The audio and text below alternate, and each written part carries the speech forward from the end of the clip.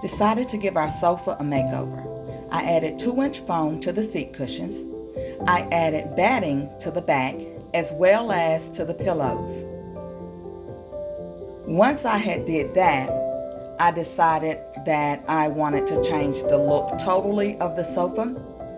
So I ordered a sofa cover from Amazon. It was easy to put on, and the look that it gave the sofa was totally different. It turned out really nice. As you can see, it's a darker tan than what the sofa originally was. Now, in putting this cover on, I did have a little bit of trouble with the back side of the sofa, having it to come down enough to where it would stay. But once I did that, it was fine.